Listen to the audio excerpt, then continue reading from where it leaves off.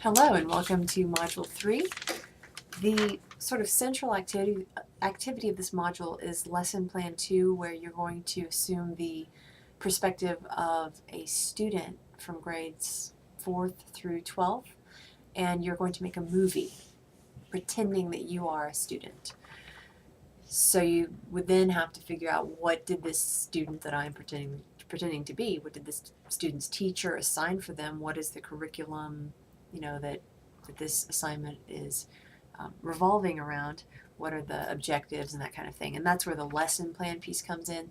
So not only are you making that movie from the student perspective, but you are also doing a little of the teacher perspective and figuring out what that movie is supposed to be and how it ties into the Georgia Performance Standards.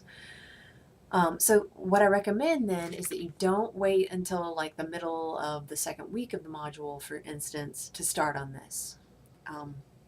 I would recommend that you do the copyright and fair use stuff maybe in the first 3 to 5 days of the module, and then begin that lesson plan 2 stuff, by Wednesday of the first module. At least go in and read the instructions and just let it settle in and become familiar with that, get that out of the way, and then by the end of the first week, at a minimum, I would get rolling on that and figure that out. And then sort of the last part of the module is the Georgia Technology Plan. I just want you to kind of scan through some parts of it and just be somewhat familiar with it. It's good to know what the state of Georgia expects of you in terms of technology. One other thing, not related to Module 3 necessarily, is I do highly recommend that you get Wimba Pronto if you haven't done that already. If you don't know what I'm talking about, go to the homepage of the course, and I will look here real quick just to guide you. If you go to the homepage of the course, you're inside the course. You're not your homepage of Course Den, not your front page of Course Den where you access all your courses, but go inside this class. Scroll down to the yellow Communication with Instructor section, and there's a link for Wimba Pronto. It's www.westcott.edu/distanceprontoqstart.htm. Click on that, and that will get you started. And what it is it's a fabulous chat tool.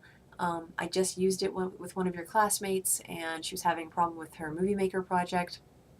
And we just did the app share session where I could see exactly what she was doing on her screen, and I helped her with a few things. I mean, there were a few issues that we had to work around, but I'm able to see what you're doing when you have Wimba Pronto.